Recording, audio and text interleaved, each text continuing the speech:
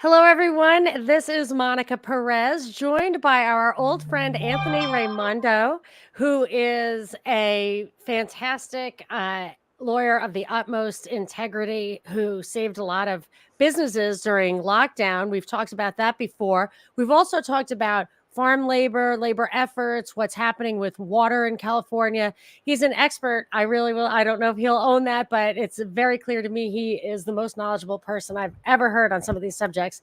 And in the news last week was an interesting article that is kind of a continuation of what we were talking about before. So we thought we would share this with you. Hello, Anthony. Thank you for being here. Good morning. Thank you for having me. So let's say, let me just read the headline of the latest article and tell you that I really can't begin to understand the significance as you can. So there's an article in the Wall Street Journal just the other day, 3 days ago. Prima Wawona collapse shines harsh light on private equity owner. The fruit grower's bankruptcy tops a series of setbacks for the agribusiness strategy of Payne Schwartz Partners. And a lot of different implications about not just this company, but about the industry and labor are in that. So why don't you get us back up to speed of why this is part of a bigger conversation? Well, one of the reasons I sent this to you is because you and I had a conversation some time ago about what I call the agricultural land grab in California and the ongoing consolidation of ownership in what is the nation's most productive farmland. And, so I sent you the article because it really follows up on this, and I'll kind of get into the history and what this company is and how this all comes together. But I think it's important for context for us to start with the fact that the agricultural industry, I think this is pretty safe to say, is far and away the most misunderstood industry in all of the United States. Most people know very, very little about how their food is produced. I listen to a lot of what are probably considered, fringe media podcasts and things like that. So we have the back to the farm, you should produce everything, don't eat seed oils, industrial farming. That's on both like far right and far left, right? It's kind of all over the place. But when you start talking to these people about what are the actual economics of food production in the United States, we have a population of 330 million people that we have to feed. We have in the world, very small amount of arable farmland. Most of the arable farmland in the world, like 3/4 of it, is not fit to grow food for human beings and can only be used for livestock. So we have a very small amount of land that produces the food, not only for this country, but for the entire world. And understanding how food production works is important because it's different in different places. The economic model and how the business works in the Midwest, where you have, corn, soybean, grains, totally different. I don't know that much about the economics of that. California is the world's largest fresh fruit and produce producer. For a time, California was actually the largest dairy producer in the United States. There was a time some years ago when Tulare County alone produced more milk than Wisconsin.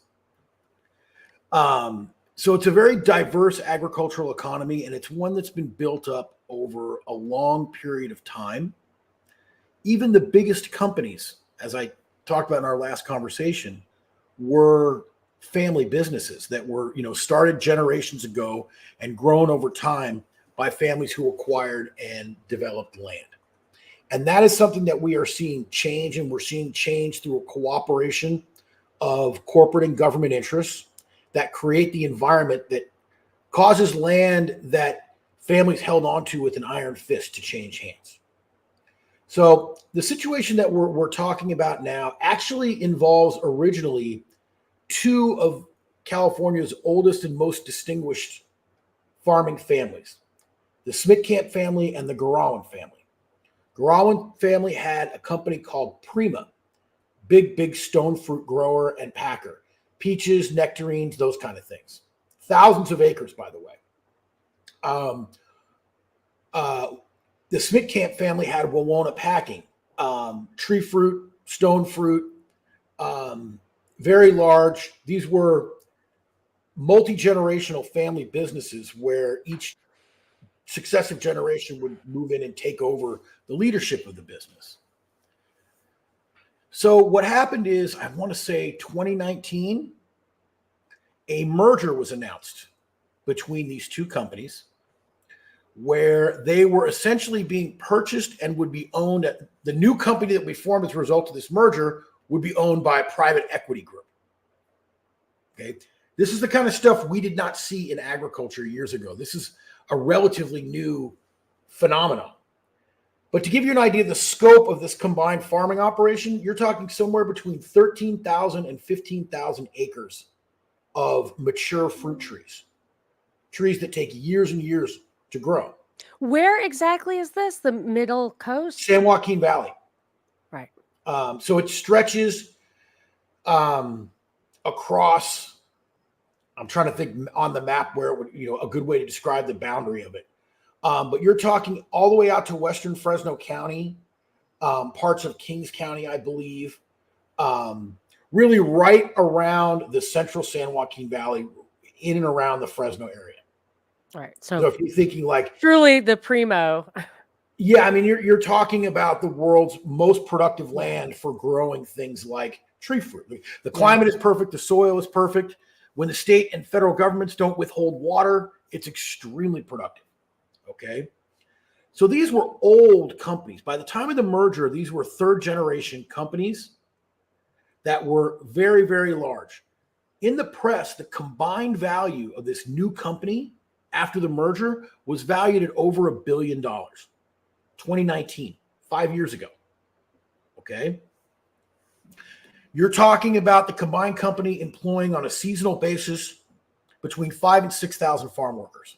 Mm-hmm. So this is a massive, massive operation. So the companies merged. They formed this new company with this private equity ownership. I'm going by what was reported in the press here, but Dan Garawan, one of the Garawan family members who had been running that company, maintained a large equity share in the new company and was named CEO. Brett Smitkamp, from the Smitkamp family of Wawona, also maintained a large equity share and had a management role in the new entity. And why do you think they did this? It's a big change. They didn't totally abandon ship. Yeah, I can't honestly, I can't say for sure because I haven't spoken to them, but I can tell you what I think and what the pattern has been. What has happened with a lot of these old farming families is the next generation sees the challenges and the aggravation of farming, and they don't want to do it. So if you're families like these and your children want to go into different professions and don't want to come back, I mean, running these kinds of businesses, this is not a typical like corporate CEO job. You're talking about the management of hundreds of millions of dollars of perishable fresh fruit and produce from harvest to grocery store. There are thousands and thousands and thousands and thousands of decisions on the fly that have to be made. And there's if something goes wrong with the timing, it's not like t-shirts. Oh, we missed the truck. We didn't get it on the truck. That's okay. We'll get it on the next one. Right. You don't get that pallet of fruit on the truck, it goes back. Yeah. Weather uncertainty makes it so you can't even plan. And then everything, of course, is controlled by weather. It's farming. So even though it's being done on this very large corporate scale, it's farming. Right. It's very difficult. So it's something that, that's why these family members tended to run these businesses because they spent their lives in it. I'm sure, both of these gentlemen probably spent their childhoods on the farm, learning every single job on the farm. Until the time they were adults and took it over from their parents. Well, if the next generation doesn't want to do that and you have this massive asset, so, I don't know how old either one of these gentlemen are, but I can tell you roughly because I've actually met both of these guys just in the passing of business. I don't really know either one of them well, but you're talking about gentlemen who were in their, probably their late 50s, early 60s. Yeah, that's what it looks like by the pictures. Yeah. So late 50s, early 60s, your kids don't want to go into the business. It's a hard business. It's a competitive business. There's going to be some temptation to cash out of those assets, especially if you still have the opportunity like these guys did to stay in and continue to run it and operate it. Yeah. But it's not, your whole family's future isn't wrapped up in the farm anymore. Yeah, it's hedging your bets, like the official story of like Saudi Arabia diversifying out of and just realizing value over what 3 generations of your family. Right. I mean, thinking about it from my own perspective, if I was them, I would be thinking, well, you know what? 3 generations of our family have built this value. If my kids don't want to get into it, I want to cash out and leave my kids an asset that they actually want to make use of. And there's also the possibility that there are paradigm shifts in either policy or technique or the industry where you can't actually count on the future maintaining that asset value in the structure that you have established. And agriculture is a high risk business. For example, right near where all of this is in Tulare County, a little ways east of this, after we had all the big storms last year, Tulare Lake refilled. What's under all those acres of water? Farmland. What do those farmers have right now? Right? They have farms that are underwater. So farming is inherently risky, forgetting all the other political and market and everything else that goes on, competitive factors, just in being dependent on weather and nature. It's a very high risk business. So anyway, these companies merge. They form this new company owned by the private equity. You have family members involved at both levels.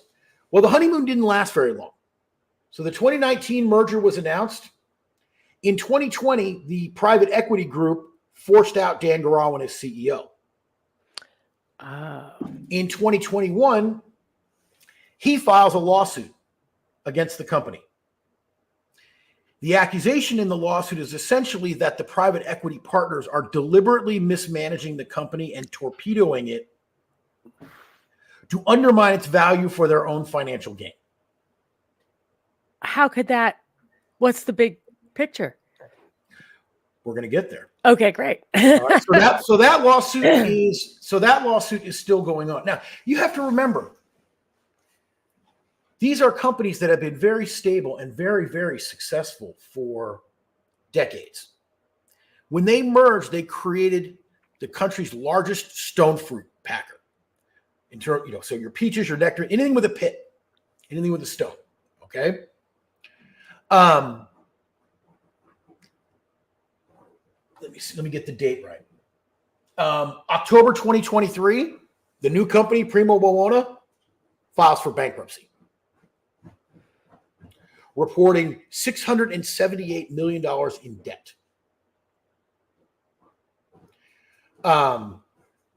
The idea originally was to continue operations, but to give you an idea of how much value this business lost, one of the biggest investors in the stock of this new company was the Maine Public Employees Retirement System. CalPERS? Maine. The Maine equivalent, state of Maine. Oh, Maine, the state of Maine, yeah. The stock that the Maine Public Employees System was holding in this combined company lost 96% of its value in 5 years. Wow. Okay.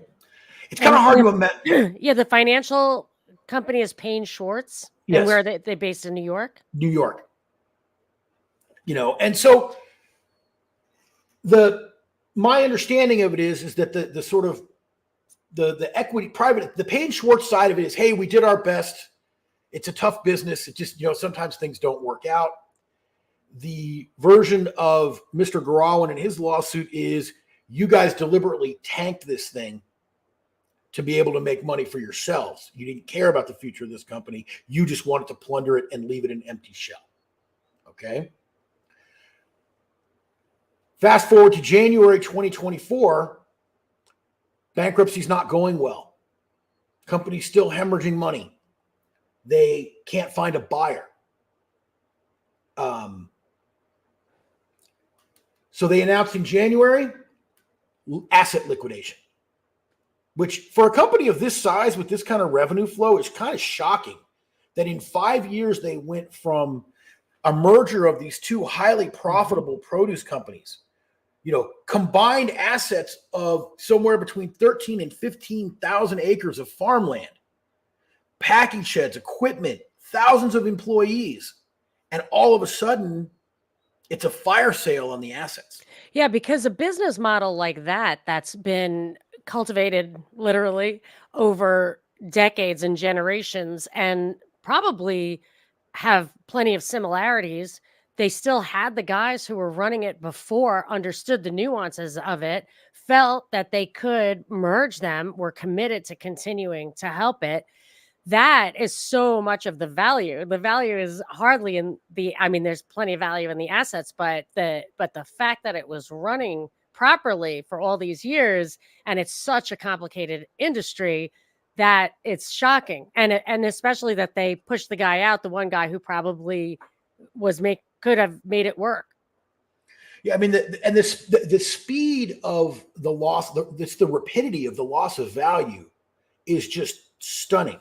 You know, we're not talking about some tech company that never made money, right? And all of a sudden, like, you know, their business model blew up overnight, and all their value got tanked. And what's the loss of value, that they had to pay interest instead of paying their distributors, or what? Like, what do you happen to know? I don't know the business reason for the failure. I don't know the inside of this, and it's stunning to me because, again, like I said, you're not talking about like a WeWork thing that just implodes, Yeah. And there's really no substance there behind it. It never went public, right? So we don't have public documents. Yeah, we don't have a lot of public documents. I haven't like combed through the bankruptcy filings. Are those public? Yeah, you can look at the bankruptcy filings. Oh, interesting. There was, let me see, I had something. So the main state of Maine's investment was a private placement, probably. Yeah, probably through that private equity group would be my guess. Because they have their own own investors. Let me see what I had here. I had a statement from the bankruptcy that I did find. Okay, so in addition to the lawsuit, Dan Garawin's, he has another business that I'm guessing is I don't know exactly, but I'm guessing it's some kind of holding company that holds the stock for him or something. But his lawyers have filed a statement in the bankruptcy court alleging massive overspending and utter lack of business judgment, self-interested transactions, and decision-making that was beyond the scope of the company's leadership. And so essentially, they're saying that it's a mixture of incompetence and malfeasance. Like, number one, you can't run a farming business from New York.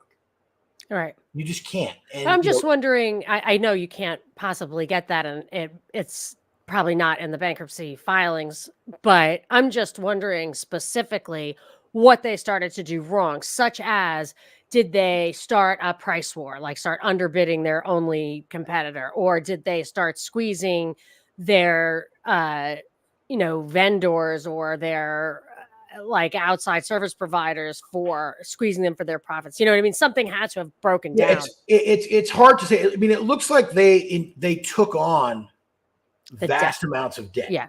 And that, if you have to siphon off a bunch of cash and then you have payment delays and the revenue. So I don't know what that debt was incurred for.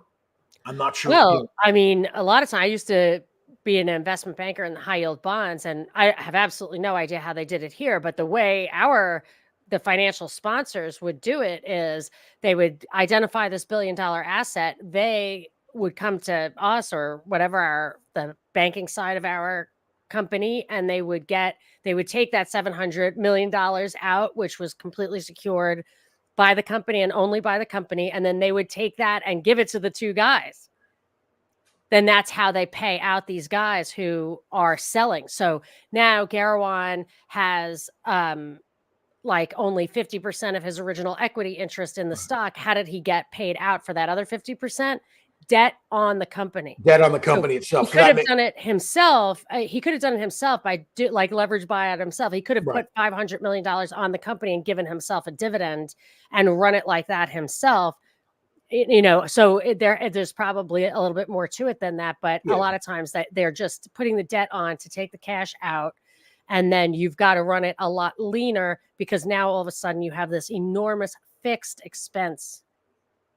Yeah, it's not variable. Like a farmer probably has a lot of variable. So that's probably what happened. Maybe they overpaid for the company. I mean, it's certainly Yeah, I mean, whoever provided the debt, definitely But valued it there, pretty there are highly. also certainly allegations here of financial mismanagement, of managing the company poorly. And a lot of Of times they'll fire people in order to get the money to pay that interest. And if you fire too many people or the wrong people, if it was already a pretty lean, like when you do a thing like that, you're usually looking for a company that has a lot of fat or right, poor management so that you can go in there and clean it up and you get that value and you get to pay the interest on the debt because you've generated some, extra cash flow at the bottom line. But these guys doesn't sound like it was mismanaged. yeah. I mean, you were seeing a lot of this kind of private equity acquisition stuff happening in agriculture, and this is kind of the big one that has like blown up and gone sideways. But the first question that I have for it is, I'm like, well, I wonder how much this really blew up and went sideways, or if this was the intention all along. Because there was an auction where they attempted to do an asset sale that failed. It didn't produce enough money. So now they're doing the liquidation, which, if you know anything about bankruptcy, liquidation is like the fire sale of bankruptcy. Like, I mean, you're talking It's about your not a buying. going concern like chapter 7, it's chapter 11, or it's I mean, and chapter well, it's 11 is a going concern, chapter 7 is liquidation, right? well, yeah. Chapter 11 is reorganization to try to Right. salvage it. Right. Chapter 7 can go a couple of different ways. Chapter 7, the preferred way to do it is to sell the whole thing as a going concern to somebody who wants to take it over and run it. The liquidation that I'm talking about that they're doing now is they're literally selling bits and pieces of it Right. out the back door. They're selling this piece of equipment. Take They're what they selling, can get. They're Yeah. selling this piece of land or this chunk of land, or however Wow. whatever way they can do it. And so we don't know what that's all going to look like at the end, of course. But if I had to hazard a guess, I would assume that much of this land and much of the gonna go to China. agricultural assets, Chinese buyers. no, it's going to American billionaires. Oh, the old Same Bill people Gates, who are Warren Buffett, everybody in sort of our sphere always thinks of Larry Bill Gates. Ellison. Everybody thinks of Bill Gates when they think about people acquiring farmland. The name that nobody in our spheres thinks The about nut or guy. knows, Yeah. Stuart Resnick. Yeah. Fiji Water, Beverly Hills billionaire. He owns Fiji Water. And Does he own Wonderful Nuts? Wonderful pistachios. He massive agricultural holdings, massive water holdings. Oosh. I mean, if he doesn't pick up a huge chunk of this in the fire sale, it would be inconsistent with his past behavior. Right. And there's a few others like him. Does he have a relationship with Payne Schwartz that you know of? Not that I know of, but right. I mean, who knows? Yeah. I mean, every billionaire is probably connected to every I will be the first to admit, the world of agriculture that I have dealt with mostly, where I'm the most connected, is a lot closer to the ground than these guys. Right. My clients are mostly smaller farmers, the kind of billionaire types and guys at this level you're talking about, they want a lawyer who's in a skyscraper. They want to go to Century City. They want to go to Beverly Hills. Right. Right. I mean, that's, they want a big giant team. Yeah, that's what they do. So, I can only speculate as to some of those relationships and things, but the whole thing smells bad and looks shady from the outside. I mean, not knowing what the evidence is. Oh, I understand. So here's a hypothetical scenario. Mm-hmm. Couple of guys who care about the land, care about the farm, care about the legacy of their families, would never sell. They care about to whom they're selling and what this is going to look like in the future. They want to keep it together. So they're never going to do a transaction with someone they know their pattern. Mm-hmm. And this way that can get done. And so maybe Payne Schwartz or whatever might lose hundreds of millions of dollars on this deal. On the next, maybe their partnership or whatever, the actual value that is created by plugging it into a bigger system owned by like a billionaire or whatever, that's where there's going to be a multiplier effect. Because if you're establishing like an oligopoly or a monopoly, you then get to mess with profit margins. You get to have outsized profit margins. So in the end, if there is a bigger scheme, it could be worth more. You'd have to see behind the scenes how Payne Schwartz is getting. Well, I mean, how many times have we seen private equity in other industries, acquire a successful business, tank it and sell the pieces off? Yeah, but a lot of times the way that's done is you have this deal, and then right now or last year or something, kind of like what's happening with Truth Social in a way, is that they go public.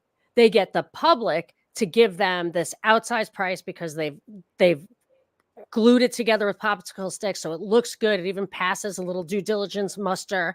They get that public money, and then you as an individual shareholder in your 401k, when it goes down by 75%, you don't have much of a say. They don't care what you think. They've gotten the cash out. So when it goes under, they are not the ones who are suffering. But here, I don't think it did an IPO yet. So that money is real, is money good, as they say.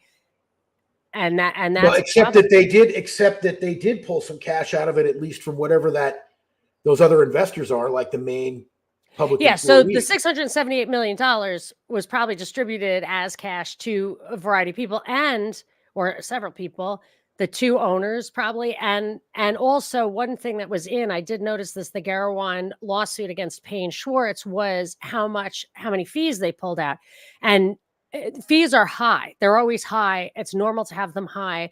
Sometimes they're part of their fee. And this is a big tax issue, which I actually think is terrible, that a lot of times these financial sponsors get paid in the form of equity ownership. But instead of that being classified as income for services, it's classified as a capital investment for which they did not contribute. It's really shady. It's called carried interest, I think. But in any case, Payne Schwartz may have, where'd the money come from? If those guys only got paid out $700 million and that's how much debt's on there, and Payne Schwartz got all their fees, who's left holding the bag? Well, it sounds like the state of Maine may be the big loser. And these two owners, because what's been reported in the media is that Garawan retained a 25% stake. All right. Which is worth basically nothing now. I mean, literally, it's worth nothing now. But he got paid out for 75%. But he got paid out. He has money. Front, but the loss of value of the company hits him hard. In both financially and emotionally, but financially, correct, that's big. That's correct. 25%. I'm operating off the belief, just from having been around the industry for so long, I'm operating off the belief that one of the reasons that this merger happened is, like, these are very prominent, well-known families in these communities. Like, really, I mean, the Smithcant's name is all over buildings in Fresno and at Fresno State. Like, these are. And you used to be in Fresno. These are like well-respected people. Right. And, Pillars of the community. Yeah, deep in the ag industry there. And so I have to believe, again, this is the speculation part of it, but I have to believe that one of the reasons that they were okay with this merger is because they were both there. Right. Yeah. It's two old school, successful agricultural families.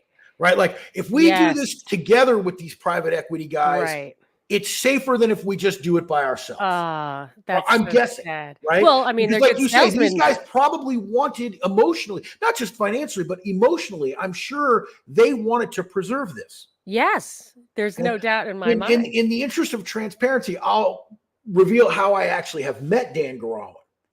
So years ago, before this merger, the biggest labor dispute involving United Farm Workers in California occurred at Garawan Farms.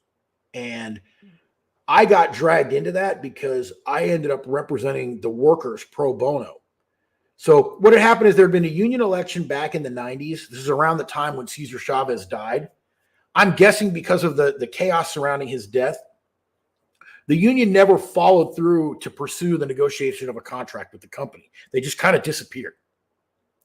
15, 16, 17 years later, they pop up again and say, hey, we're still legally the union here. We want a contract. Well, meanwhile, you've had a whole turnover. I mean, these are not the same workers from the 90s. And the workers are like, wait, we never asked for a union. We didn't know we had a union. And they didn't want a union. And so this big fight started between the state, the union, and the company. And the workers were like, hey, what about us? And they came to me and I represented them pro bono for 5 years in their attempts. we had, so this is a whole different story. I'm giving you just the Reader's Digest version. How do you pay your grunts if you're doing it pro bono? It was very, very difficult. Yeah. We did the longest trial in the history of the Agricultural Labor Relations Board after that election. So long story short, we forced the state to hold an election when they didn't want to. The state refused to count the ballots, and then we fought that 5-year legal We've talked battle, about that. Yeah, to get the ballots open. So I met Dan Garowan a couple of times in the course of that case, just at court appearances. Well, he must have been on your side. Kind of, but we weren't always aligned because, okay, but you were not adversarial. Well, when we were forcing the election, one of the things that happened is my workers caused a work stoppage, a walkout of thousands of workers. Wow. And I mean, at that point, Garowan's attorney was calling me, like yelling at me, you need to get those people back to work. And I'm like, why would I do see, our interests were not always aligned. Got it.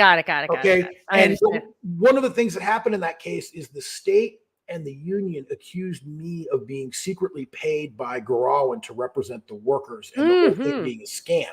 So I kept my distance from him because they're accusing me of having this inappropriate connection to him. It's rough out there, Anthony. Yeah, I mean, there's a long dramatic story there, but the point is that's where I've had contact with him previously, and one of the reasons why for me seeing the failure of this is somewhat emotional, because I mean I stood in front of a courthouse in downtown Fresno with a bullhorn in front of a couple thousand of these workers, explaining to them what was happening in their case. So, people have been affected by this, and this is a turmoil that affects not only economically the agricultural industry and how food is produced, but it affects all of us. As you know, I bought a ranch and moved to the country, so I certainly understand that feeling. But if we're honest with ourselves, we live in a very interdependent, interconnected society. And food supply is something that we as Americans do not think about enough as a component of our national security. It's so important. And we are so spoiled that we have lived in plenty and prosperity. We have, all of us who are alive at this moment, except for maybe a few small survivors of the Depression. I have a 98-year-old uncle. But right. We have grown up in a culture of abundance. We just go to the store and it's all there. And we have so little grasp of the behind the scenes of how that happens. And this is why I go nuts when people scream about factory farming and industrial farms and corporate farming. Like, what does that even mean? Like, what are you talking about when you talk about that? Because if you're going to feed a nation of 330 million people and a planet, what is it, 8 billion people on the planet now? It's about, You're not doing that without agriculture at scale. I've always thought that. I'm like, what Whole Foods is for rich people. And thank God that they don't enforce regulations that make all the food like that, because then there would be starvation. And, and for all of our right-wing element that decries our degraded civilization or whatever terminology that they use. And, you hear these guys talking about the Roman Empire and all that kind of stuff. Well, there was no Roman Empire before they developed agriculture and irrigation. You want to have a civilization? There's no civilization unless you're doing agriculture at scale, not in your yard, not the guy down the street from you, not on the rooftops of your cities, but agriculture at scale. And some of that is done by families. But I can tell you just from the 25 years that I've been in it, as both sort of a participant in the industry to some degree, but also as a consumer, we are better off, first of all, when those food production assets are in family hands and when they're not moving towards the type of multi-level vertical integration that we see in the tech industry. I mean, part of the problem we have with tech is that, 3-4 companies control everything. It's almost impossible to put anything out there without going through some Amazon server. Yeah, and I would say it's not even like 3 or 4 control everything. It's like one controls each column. Right. So we're seeing that happening in agriculture where 20 years ago, you could draw a map of the San Joaquin Valley and point to which families had, which regions. You had Zaninoviches here and these folks here. And I'm I'm going to be appearing on another podcast to do a history of the UFW. So I've been sort of rereading some stuff on that. And it really takes me back. Can you, yeah, tell, well, I'll plug it. I'll plug it at the end. Okay. So, it really takes me back to those early days and how much it has changed now. When I drive through the valley now, there's two things that are very stark to me. Number one, the number of dead orchards and dead fields because of the state withholding water. And number two is I don't know who owns these places anymore. I used to drive around the valley, and certainly with the dairy farms, I'd be like, oh, I know that guy, that guy, that guy. Yeah. But I would drive through the grape fields and I would think, okay, this is this family, this is that family. No more. And the withholding water. So a couple of things come to mind that you can do that in order to starve the people out and make that land cheap. Then if you do have the kind of total domination in that, in the industry from like a single family or a single entity, billionaire, whatever, who is kind of plugged into the cabal or plugged into the corpo governmental continuum, they have bigger plans of social control. And if you, it's like with the energy industry, with fossil fuels, they could very easily decide, if they are really in total control of an industry, to take offline, and they're doing this, to take offline things that are easy to grow, super nutritious, keep it cheap, keep it healthy. It's just like their attack on meat. It's obvious what they're doing, and it's easier for them to do it if they actually control the sources of these things, the supplies. Well, I mean, it tells you something, or at least from my own little subjective perspective, there is something happening here about control of this productive agricultural land. Most of my career was heavily concentrated in labor because labor was the thing. California is all hand harvesting because people pick peaches. Yeah, and grapes and things like that. They have to be picked with a human hand because they have to look nice when you go to the grocery store. Yeah. Right. So these are all labor heavy industries. In the last 2 years, I would say I'm getting more interest than I ever thought before, and I'm doing more work than I've ever done before on land rights issues, both here in Oregon and in California. So there is something that is happening. And the most recent case that I picked up, something that I just picked up, I went through documents yesterday and I was horrified to see this published plan by this government agency involved that is all about land acquisition.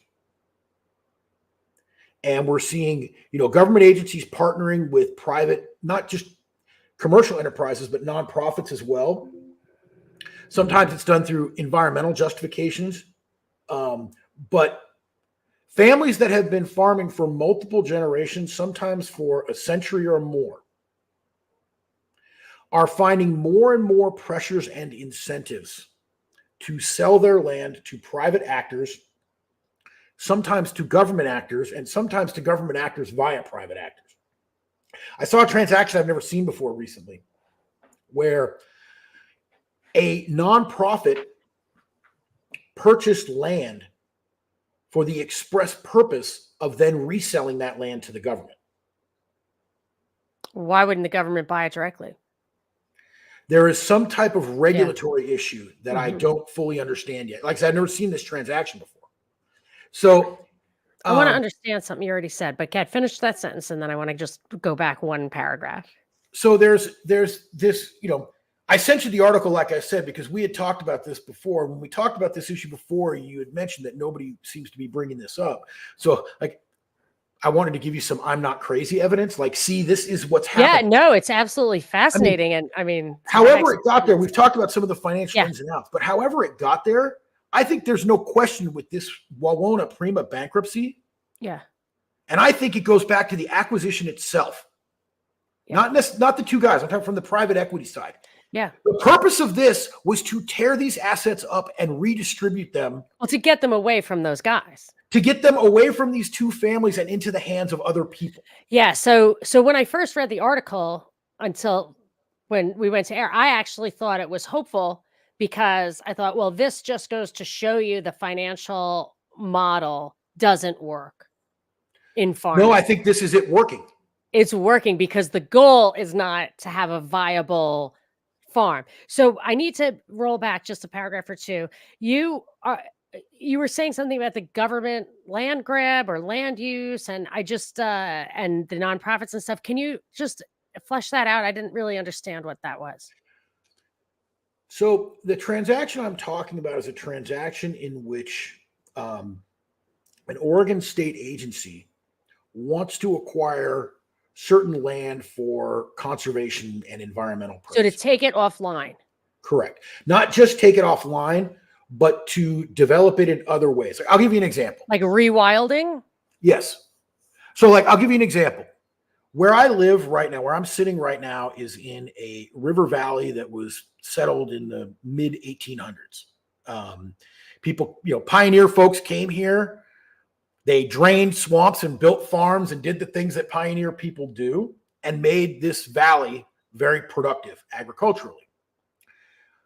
One of the things people here are very upset about in the next town over from us, which is like 8 miles away, is the state recently did a wetland restoration project where they restored a wetland outside of town that had been drained, sometime in the 1800s to create pasture land. The townspeople, I haven't seen it because I don't live in that town, but I'm hearing from all kinds of people, they now have mosquito infestations in the summer. Never had that before. Now they have a huge mosquito problem from the wetland because they're breeding in the wetland. We had early in this conversation, half an hour ago, JC said, I heard the U.S. used to be mostly marshes and swamps, and we turned that into plains and fertile farmland. Well, that's certainly the story of the San Joaquin Valley. Most people who are not from the valley in California think that it's a desert. But in fact, it was a swamp full of mosquitoes. Tulare Lake, of course, was there. It was naturally occurring. The story of the San Joaquin becoming productive farmland is the story of moving water around. The California aqueduct, when I was a kid, they used to teach us it was like the eighth wonder of the world. They were so proud of it. Yeah. But now I think they see it as an environmental disaster. And this is the dry concrete river I see all the time, right? There's a big, looks like a riverbed, but it's concrete. You might be seeing the storm drain system from Los Angeles. Yeah. I'm talking when you drive up I-5 or I-99, you drive right past the aqueduct. So the aqueduct runs from all the way in Northern California, all the way down to the Grapevine. And basically, the story of California's water is California has plenty of water, just not always in the right places at the right times. Mm-hmm. The northern part of the state has too much water. They were flooding all the time back in those days. In fact, you can go look at Leland Stanford's inauguration as governor. They had to take him through Sacramento in a rowboat because of the great flood. There was a great flood. Lush. Yeah. There was a great flood that flooded the entire Central Valley from rain. So they wanted to control destructive flooding in the north. They wanted to develop farmland in the San Joaquin Valley where there wasn't enough rain. And they wanted to be able to move water to the populated areas so they could support growth in Los Angeles. So they built the aqueduct to move water from places where they had excess to places where they didn't have enough. And then there's a system all around the San Joaquin Valley. There's a system of canals and water districts that run through the entire valley that moves all this water around through a series of canals and head gates that open and close. So it's a very complex. That's super cool. And insanely well-engineered system. Well, again, our ancestors thought of these things differently. Our ancestors thought about how can we make this fit for human use? How do we grow food here? How do we build houses here? How do we not be... And they thought ahead because that sounds like it had a lot of room to expand. The system wasn't small. Yeah, we caught up to it and surpassed it. The last major water project in California was in the 1970s sometime when the population was about 20. Chinatown, baby.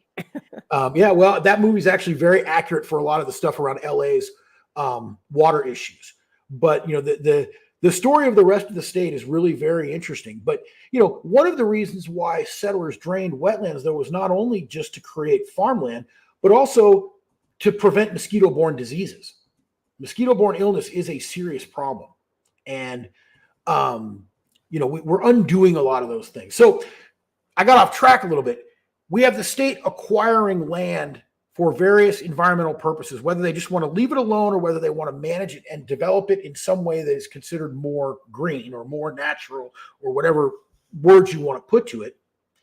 And this new sort of transaction that I'm seeing, you have a private party transaction between the original landowner and a nonprofit, with the plan of a couple years down the road, a transaction between the nonprofit and the state.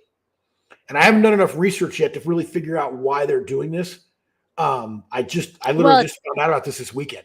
It's possible that the nonprofit makes the seller feel good about what they're doing. To some degree, but I also think there is some sort of regulatory barrier to the state that they need to go through an intermediary, and I'm not really sure why. But be that as it may, the point is that we live in a time where the essential infrastructure of our food supply is economically in play for reasons and purposes that may not be entirely clear to us. Right. Well, I always think when people say, what's the necessity of government or whatever, and I'm like, who would build the roads? And my answer is there's only a few things that are absolutely essential, and those things are not scarce. Food, water, air, like these things are not scarce. And everything has a substitute except for those things. So you don't need the hierarchy, you don't need the system for roads. That issue will be resolved. You can just grow food in your backyard or whatever. But that's why I worry about the weather and pollution. And I feel like the stuff that reduces the sunlight makes it harder and harder for things to just grow. And here I live in the San Gabriel Valley, which is similar. Like it's so fecund. It's so like full of life and growth. And I mean, this house I have has a vineyard in the backyard and has 2 enormous orange trees that have the best oranges I've ever had in my life. And I didn't do anything. There's just hundreds of them. I just give them to anybody who comes to my house. I just give them a bag of oranges. And I mean, obviously, it's getting everything it needs, especially since it's been raining. But once, I think it's very clear that the people who want to control the world want to control the food supply. I would agree. But at the same time, recognizing that liberating people from subsistence farming is one of the key elements to having an advanced civilization. Yeah, I'm a little disappointed in advanced civilization. Well, maybe we don't. No, I don't want to have that kind of labor. Even just growing up without air conditioning, I'll tell you, like you underestimate how awful it is to be like sticky and gross and covered in mosquito bites. And, we are not that many generations from that. So yeah, don't underestimate how. But the reality is we find ourselves living in the time and place where we find ourselves. Yeah. And the fact is we live in a very highly complex and advanced civilization. Yeah. That's not going to be unraveled where we all go back to living like Laura Ingalls Wilder. There's too many of us for sure. There's too many of us. The only way that happens is with mass starvation. And if you want to see the ugliest things that are ever going to happen to humanity, mass starvation will drive people. You want to see people come flooding out of the cities and kill everyone in the country in the most horrible possible ways? I think you get 3 days of no food before that happens. Yeah, 3 days. Hungry people will do anything. Yeah, I agree. So we don't want that. No. We need a viable and sustainable food system. And, at the risk of offending some of the traditionalists and the homesteaders, like grocery stores are nice. Like, it's nice to be able to go in and get beautiful fresh fruit and produce. Like you don't have to buy the microwave crap in the produce section. Right. Go into your grocery store sometime and just look at like how blessed we are that we have this beautiful produce at our fingertips, and you're getting it in the middle of winter too. My father used to say that all the time. It's like, I feel so bad for the people in Russia, because that's how I was, that's how we were taught when we were growing up. And I'm sure it's true because I've been to Russia and other communist countries, talked to people who were older and said, we would wait online and, we'd hear that the store had shoes and we would wait online for the shoes. As someone who's been involved in it, I hate the bashing of our agricultural industry. I'm old enough to remember when the farmer used to be the good guy. like in all of our kids' books and cartoons and little school things and whatever, we got this message that like farmers do something good for all of us. Yeah. Now the message that kids get is farmers are wrecking the environment.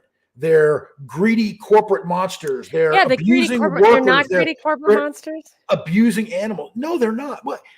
Everyone's greedy. I mean, every business,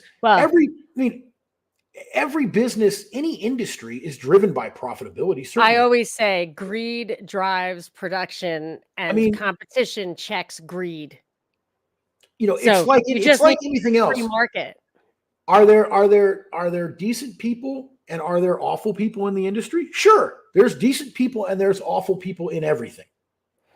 I don't think seeking profit is inherently evil. Most of the farmers that I know, the vast majority that I know, actually take quality is much more important to them than anything else. Like they take a lot of pride in putting a quality product that people consume on their plate. The competition does have that effect, even, and I'm sure they're genuine about it, but it's what a competitive market yields. Well, the biggest buyers of agricultural products in America are Costco and Walmart. And Costco in particular, but Walmart also, they're known, like, because they have that economic power in the market, they get first crack at everything. Yeah. So the way that these products get sold is buyers from Costco and buyers from Walmart literally inspect the produce and say, we want these, we don't want these. So those two places are usually getting the best produce that you're going to find because they get first crack at inspecting it. But you see, the farmer has an incentive to produce high quality, beautiful looking, good produce because that's what their buyer wants. Because produce, so think about when you go to the grocery store, go walk through your produce section. What's everybody doing? They're looking at it, they're touching it, they're squeezing, right? It needs to be nice. It needs to be appealing. And, you know, do you know the story of baby carrots, where they came from? You know, I was just looking into that. I think they're actually cut up big carrots, but yes, go ahead. I know the guy. I met the guy when I was a young lawyer. I buy them by the bushel practically because my bunnies and my dogs both. I won't use his name, even though he probably wouldn't care. But I met the guy as a young lawyer. One of the lawyers that I was working for was doing a lot of work for him. He was a big carrot producer, and he went to his packing shed. It used to drive him crazy. They'd go outside the packing shed, and there'd be a big pile of culls outside of the packing shed. The culls are just the ugly carrots, right? They don't look pretty.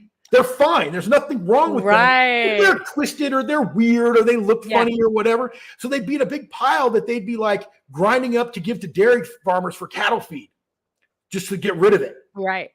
And he was like, there's got to be a way to make money off this.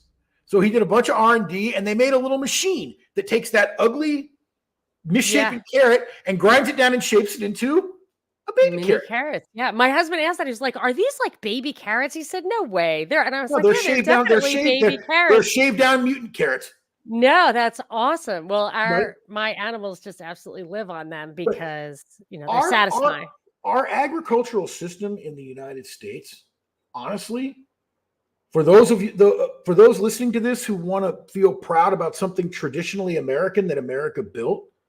It's the most impressive agricultural system that exists anywhere in the world, and it's not even close. But now I'm worried about it, Anthony.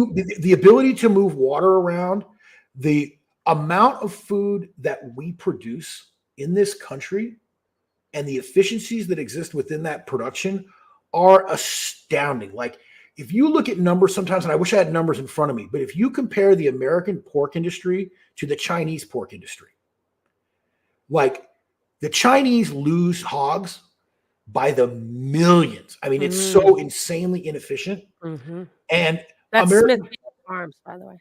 Yeah, and American farmers are incredibly efficient. Yeah, I think Smithfield, they grow the hogs here. They ship them back to China to process them and then ship them back here. That's because China, because the production is the production of the livestock is so inefficient there. The same thing with beef and dairy. We produce more beef and dairy now from fewer cows than anywhere else in the world and any time in our history. And so these are things to be proud of. These are the ways that we feed not only our own country, but we're a huge exporter of agricultural products. Like, the agricultural industry in many ways is a jewel of our civilization. We've screwed up a lot of things, but agriculture is one thing that we do extremely well, and they don't get credit for a lot of the things they've done to improve environmental impact as well. Everything is being done more efficiently and more cleanly all the time. Well, there's Stuart and who is it, Kelvin, have a couple of comments here I want to share, but when the government starts regulating and making policies about things that take a certain amount of expertise or understanding of foreign policy or ag or whatever, regular voters can't really decide. They're extremely vulnerable to propaganda.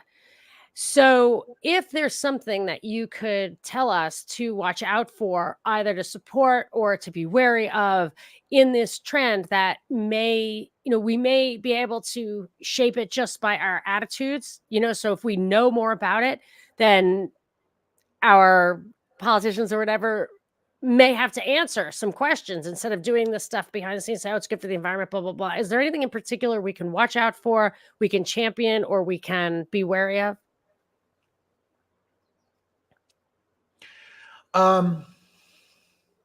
Honestly, I think a guy who has his thumb pretty firmly on the pulse of a lot of the issues that affect agriculture is Thomas Massey. He puts out a lot of interesting stuff about it. The only problem with him is that he's in Kentucky. Mm-hmm. So I think he's less familiar with the issues in California. Very different, yeah. And I don't think he finds allies politically from California because California's politics are so screwed up. Yeah. I don't think California has sent anyone decent to DC in a very, very long time. Yeah. I'm sure water law in Kentucky is totally different from water law in California. Honestly, I would say if you live anywhere near a rural area, watch what's happening with your rural areas. You should distrust politicians and regulatory agencies that want to emphasize blaming farmers for things like water quality. I'll give you an example. So I live in a watershed where there are 3 forks to our river. One, my ranch backs up on the North Fork. Those 3 forks come together right below us, just before the next town over. So we had a state water agency that came here and at a huge meeting with all the landowners to tell us how they were going to help us improve water quality because we have water quality problems. I said, well, how do you know there's a water quality problem? We tested the water. Well, where did you test it? Well, we tested it right by the water treatment plant. That's where the 3 forks come together, where literally it's going to be the dirtiest point because everything in the watershed is coming down and being funneled right to that point. Yeah, it's like a delta. You want to say that a farm is causing a water quality problem, you got to take a sample above that farm and below that farm, right? Upstream of the farm and downstream of the farm, and we'll see what's coming from that farm. It's all a show. I mean, it's another one of these things where they want to make it sound good, but it isn't. So, paying attention to land use issues in your own area, I agree, yeah. Mm-hmm. I would start, honestly, for those of you who live in cities, when you go to the grocery store, start looking at the labels on the produce that you buy. Was it grown in Mexico? Was it grown in Peru? Was it grown in the United States? It's all labeled. And the companies that they come from are labeled. You can look those companies up. They all have websites. I represent a company that I've represented my whole career that has been farming over a century, and it's still family owned, still family operated. All the layers of management are family members. So they do still exist and they are successful. And in that company, the younger generation is going in. Nice. The guy who's now retired, who brought me into the company, who was the president of the company for a long time, had 2 sons. One wanted to go in, so he went into farming and went into the family business. The other one wanted to live off a trust fund, so he did. Right. I was going to say cashed out. But But the point is that you can find out about who's producing what you're eating. just by looking at the label. People don't look at the labels on produce. I mean, your head of lettuce has a little sticker on it that's got the company's name on it and where it was grown. It's important to look at that stuff to understand where things are coming from. And then from there, you can go backwards to learn about, like, well, how does the water get to there? Who are these people who are growing? What are their issues? What are they struggling? A lot of times farmers are very vocal when they challenge these things and they look at regulatory issues. Is there an organization or a trade magazine or website that you think is actually fair and represents them, isn't just like a put up job by, because that's the thing, you can look and try to dig in from the experts, but those things can be controlled. Part of the problem with this area is that, and I'm going to, at risk of alienating some people who know me and might hear this, but won't be surprised. Agriculture as an industry is often its own worst enemy. Many, if not most, of the associations that are supposed to be, industry associations that advocate for the industry are shockingly ineffective. And I'm going to qualify that by saying I'm speaking primarily of California, because that's really where my experience with the industry associations is. I will say, as an exception, if you're interested in the dairy industry, the biggest dairy association in California is called Western United Dairies. They are a really good association of family farmers, and they have a podcast. They put out all kinds of different information if you want to learn more about how dairy production is done. The other ones, it's hard because, especially in California, you have Western Growers Association and the California Farm Bureau have been like, I mean, they're like the perpetrators of all of agriculture's self-inflicted wounds politically. It's really unfortunate. And so it's, one of the reasons we are where we are, especially in a state like California, is I think that I think the industry doesn't really have effective advocacy. But if there are farms near you, you can visit them. Oh, yes, I'm going to. Yeah, go on a tour. And when you're on the tour, ask questions. Hey, actually, what regulatory challenges do you guys face? How can I support you? Yeah. I'm going to do that. I'll tell you this about every type of farming I've ever experienced.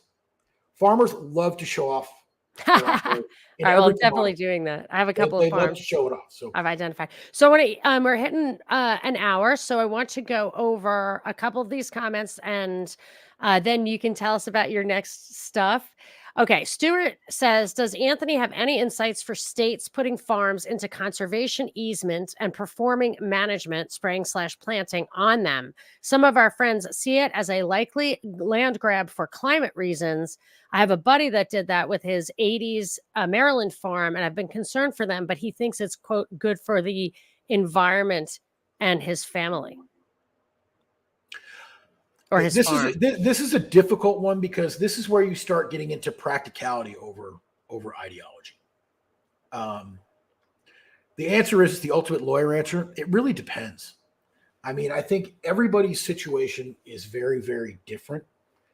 And I never fault farming families for doing what they have to do to survive.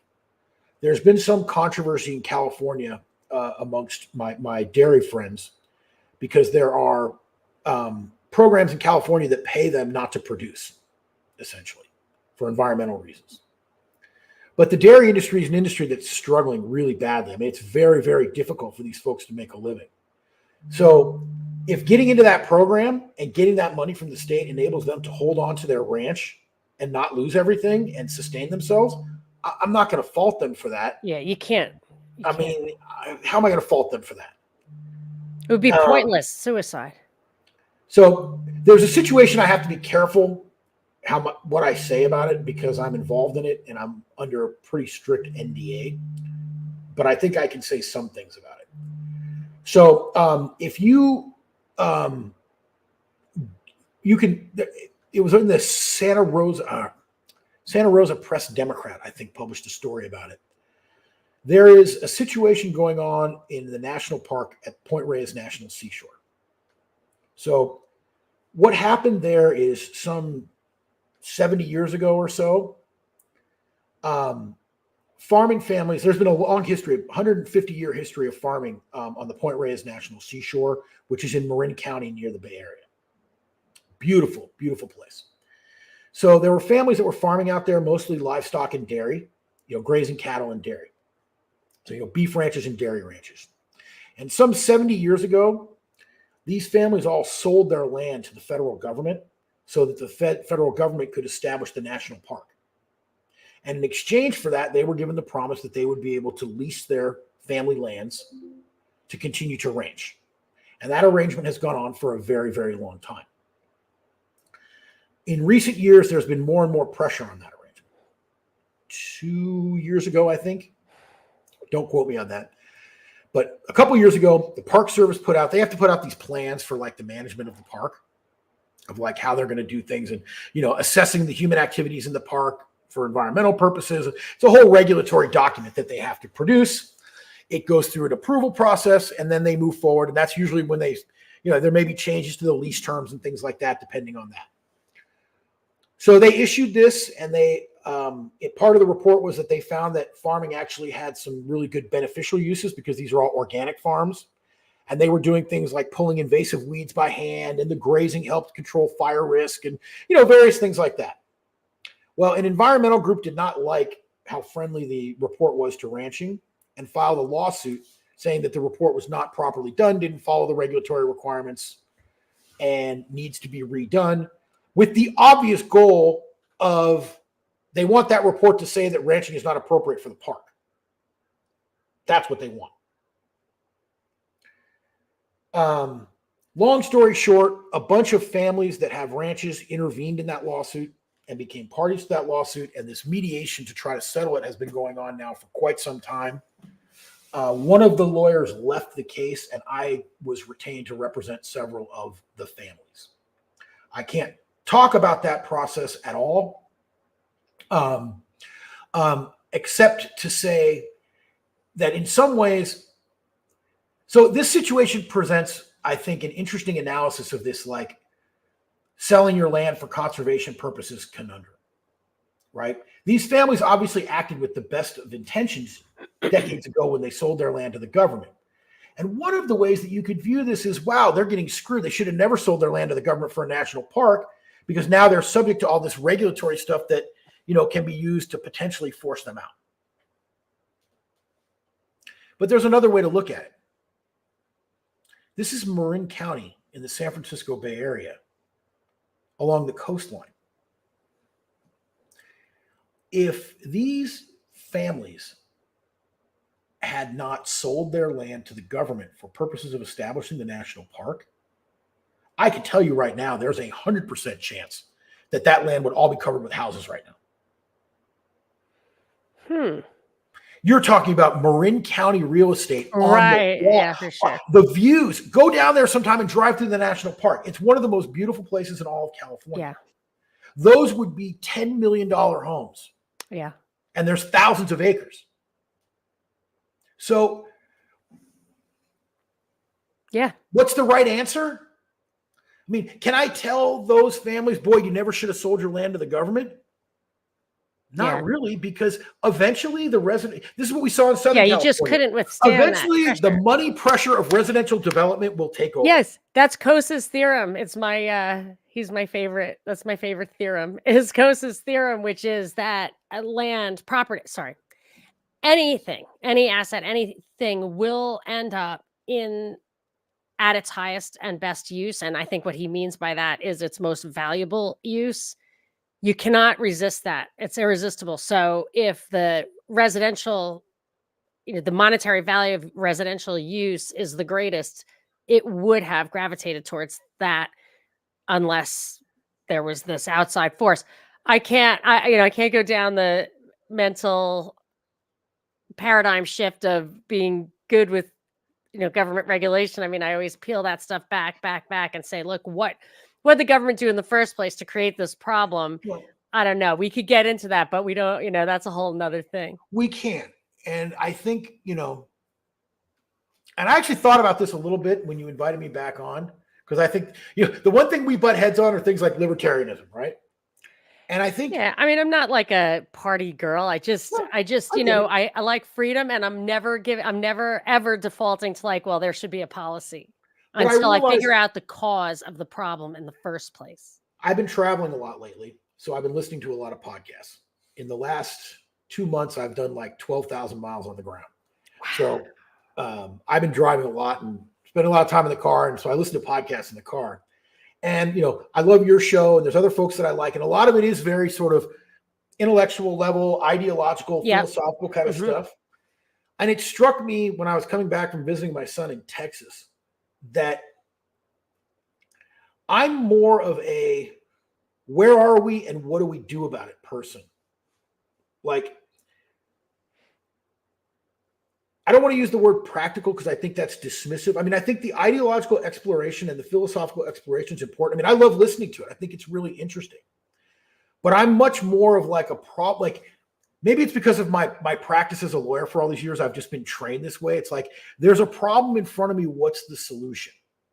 Right? Like, Yeah, and that's great. And unraveling some regulatory thing that I can't unravel is like, okay, well, right, but here's what happened, in my opinion, is I'm not convinced that all governments have always been pathocratic, been against the people they represent. I think when you had monarchies and stuff, like your neck was on the line, your son's inheritance of this kingdom was on the line. There were times when our interests were aligned with the archy, and then because that faith was completely lost over the past, say, 100 years, in my, from my perspective, we can no longer assume that anything that can be done on the government level is what you see is what you get, is because our interests are aligned. So yes, you can figure out the policies that will help these problems. However, you really may just be accommodating the functionality of a system that is ultimately working to destroy human dignity and liberty. So I don't always like to accommodate it. However, I do want very much to believe in a viable, like, say, even just restoration of the Bill of Rights. Like, I would accept a government that is so tied up that it cannot become a pathocracy. I haven't seen it happen. This was the best possible experiment and it did not work. But all that being said, I also think that human history may just be one giant exercise, or exercise after exercise, of kicking the can of tyranny. And that's where people like you come in. That's why if you're telling me what the policy is because of your expertise, I will consider supporting it. But how often do this, the government's too big for the people to have a say in it. And I guess maybe it's because I'm not really a person who's ever been in any sort of policy making position. I'm in a policy reactive position. But I would support you in. I defend people from the consequences of those policies. So, you view, like, one of the reasons I get frustrated sometimes with conspiracy minded folk is they have this idea that, like, oh, well, they just do whatever they want to us. No, the game has rules. No, you support. They set it up for themselves with rules. They have rules they have to follow. And they have rules that they do follow. Now, do they break those rules sometimes? Yes. But there are systems and structures within the existing paradigm that we live in that we can use to our advantage. It's the process. Do not give up on the process. I totally agree. I hated all the COVID stuff. I hated all the COVID spending. Did I get a PPP loan? You're damn right I did. You know how much money they've taken from me in taxes? You think I can get some back and I'm not going to? You've got another thing coming. Whatever I feel about the policy, if it's there, yes, libertarians die by the sword, but they don't live by it. Right. We have tools that we can use within the existing system. Yes, agreed. I don't know how to change this thing that we're in, but I know how to use it. And I know when I see somebody brings me a problem and says, this state agency wants to do this to me, I can navigate that within the rules that they've given us to get that person a good result. And I guess that's really what it comes down to for me, is I've always been much more oriented towards a specific problem and a specific person. than these bigger picture issues. And it may be why I enjoy listening to people who explore those bigger picture issues, because I'm not really wired that way. So I find it very interesting. Well, we need you. But we need to remember how important it is to figure out, like, let me put it this way. The Soviet system was horrible, right? But I don't believe that every person in the Soviet system lived a miserable life. There were some people who succeeded even within the constraints of that system. I've met these people, women my age even, who have said, like, they miss it. Actually, the tour guides, like, they missed it. They were like, it was better. I mean, I know that sounds kooky, but they don't. They work harder. And things are very expensive, and they still see the guys at the top super, super corrupt, but only the guys at the top have much, much more money now, and they themselves are in a rat race. Right. You didn't have to end up in the gulag, is my point. Well, yes. My point is, you find yourself in a certain place in history that is not of your choosing, of your making, or necessarily of your control. So what are you going to do to make a place for yourself and your family? And then from there, start carving out some space for people around you to live okay within that system. And that's kind of what I do as a defense attorney, is try to keep my people, my clients, able to pursue prosperity within a system that is often hostile to them, and a system that is often unfair and often irrational. And, especially in California, at the risk of using a cliche word, Kafkaesque in terms of its madness. But what do when you have a client who's a family that's parked on a piece of land that's been in their family for a century, and they don't want to leave, they want to survive, you got to help them figure out how to survive. We all have to figure out how to survive. It does you no good, and it does all of us no good if you sacrifice yourself in some futile resistance. Make yourself successful, and you may find yourself in a position where you can impact things in other ways, whether it's on an individual level like I do, or maybe you find yourself at the steering wheel of that policy. You're not going to get there unless you pursue something beyond mediocrity for yourself. Yeah. All right. Well, let us end on that note. I love it. I will also read a little comment from Calvin, quote of Tolkien. Evil cannot create anything new. They can only corrupt and ruin what good forces have invented or made. I think that's, I think I've observed that myself.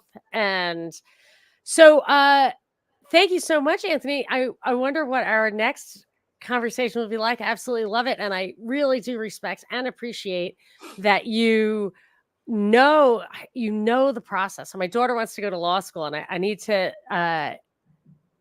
turn her efforts to good. And I think you're a great example of that. So if you ever need a grunt, I will gladly offer her up to you, even for the pro bono stuff. But it's great. You're doing good work, and most of us are not capable of it. But you're also sharing your insights. So tell us about the podcast that you're doing. I have been on the History Homos podcast before, talking about the Bundy Ranch standoff. Those guys are so funny, and you did a great job with that. That was really informative. I really wondered about that, because at first it looked legit, and then it looked like a psyop. And in your 2 episodes, it explained that. And I was like, okay, because I knew someone who knew them and said, no, they're real. And I was like, really? But this looks crazy. That was they got dragged into a psyop on the second one. I know. Don't give it away, the ending. Let people should go listen to Anthony Raimondo on his last History Homos episode. So are you going back to talk to them about what? We're going to be covering a topic that you will not be able to learn these things about anywhere else. So there's a wonderful book that was written about the United Farm Workers Union. Cesar Chavez, for lack of a more friendly way to put it, is the Mexican MLK. As you know, you live in California. He's a semi-deity in the streets have his California. Name. Yes, and just strangely enough, the old joke is that Martin Luther King Boulevard always runs through the ghetto and it's high crime. Yeah. Cesar Chavez Avenue Boulevard always does the same thing, but it's a Mexican ghetto. Yeah. I don't know how these things work out, but at any rate, we're going to be talking about the history of the United Farm Workers Union and Cesar Chavez in the framework of a wonderful book that was written by a woman named Miriam Powell, who was like, I think, a lefty sympathetic reporter from the LA Times until she scratched the surface of this subject in a series that she wrote for the Times. Then she wrote the book, which is, it's like an apologetic expose. I don't think she wanted to write an expose, but she did. She got fired from the LA Times over it, by the way. I bet. No surprise there. Yeah, you're not supposed to question the official myth, but it's a really good book that ends around the time of the end of Cesar Chavez's life. But the really fun part will be I have lived the part fighting with the UFW from the early 2000s to the present. So I'm going to be able to tell what happened after the book. This is going to be great. Super excited to talk to those guys. What I love about those guys is that they're funny. However, don't, if you get butthurt or like you're ever going to be offended by anything, like just do not listen to it. They offend. It is so hard to offend me. Some of the stuff they say, like I'm just like, hey, wait, I do that. Or like, my son is whatever has Down syndrome. Like, it's just, you have to just take it for the low humor that it is and not get offended. But if you get offended, don't listen. But it's just great stuff. Super funny. I don't know when it's going to come out. We are recording, I believe, on May 14th. So it'll come out soon, and I'm happy to promote it. You guys can shoot it to me in Twitter and stuff like that. But no, I love those guys. They're so funny. I also have started a Substack, which I actually fell off on just recently because I've gotten busy with like legal work. But I've been writing a little bit there, and I'm working on the ongoing story of my own travails with the State Bar of California. If you're interested. Oh yes, that is interesting. And then just some other like. I do a little bit of fun stuff. I'm a big music fan, so I write a little bit like when I want to not do something serious, I write about music. Yes. And when, and then I wrote some stuff about immigration just because it's been such a hot issue.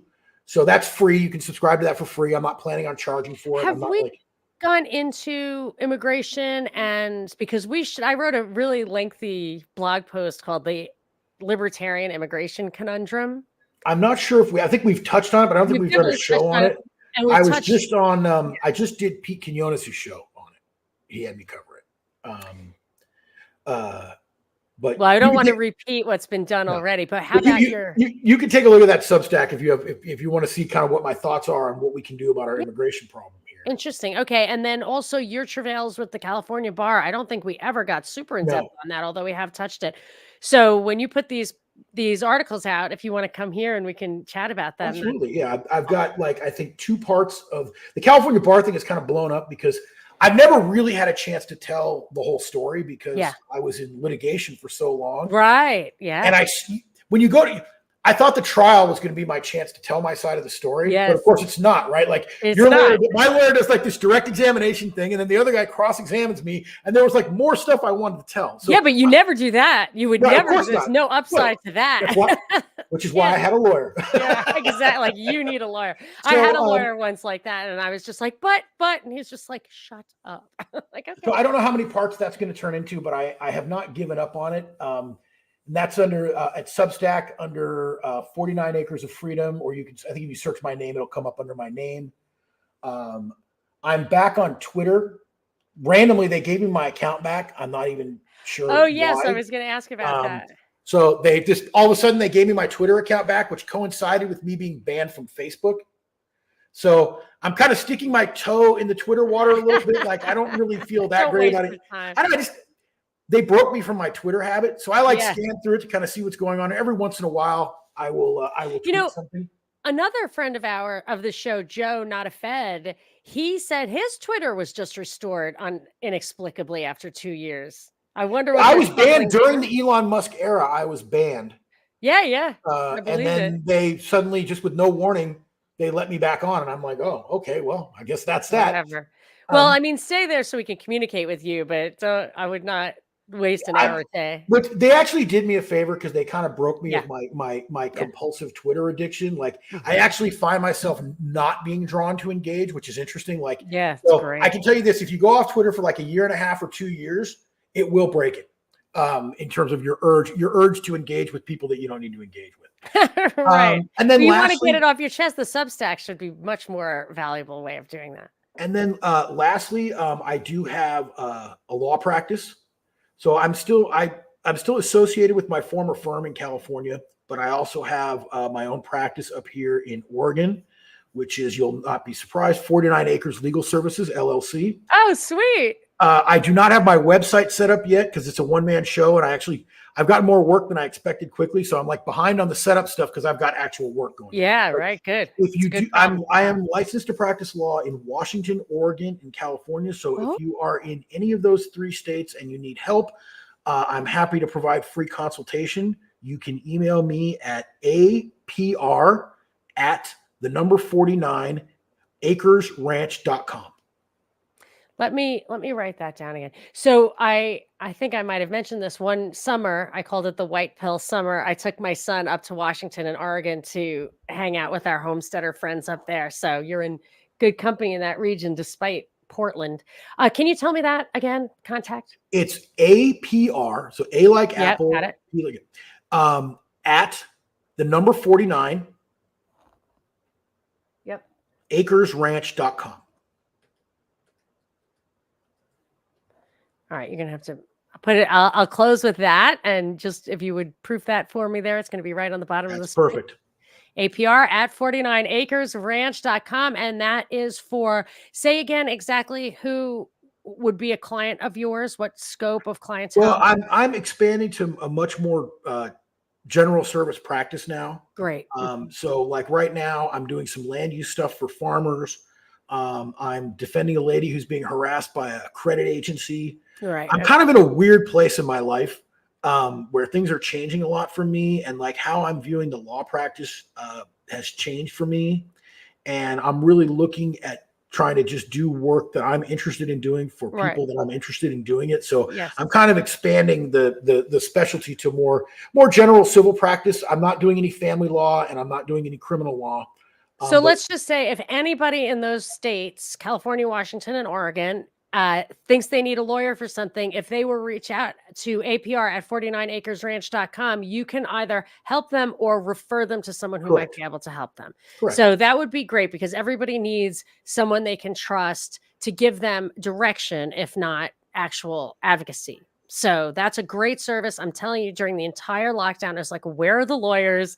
Where are the lawyers? This is a legal problem. This is a process problem. This is something we need. And even having gone to law school, I was totally incompetent, not only to do it, but even to know who might do it. And you've explained to us that not too many people were fighting the good fight during that time. And I just love that you share your thoughts with us, and also are this lifeline for people who really don't know where to turn. I think that's a great service that you're doing. So thank you, Anthony. And I cannot wait till the next opportunity to chat with you. So don't go away. I'm going to, I just have to hit the outro, but you got to stick around. Okay. Thanks, Anthony. Thank Talk you. to you soon.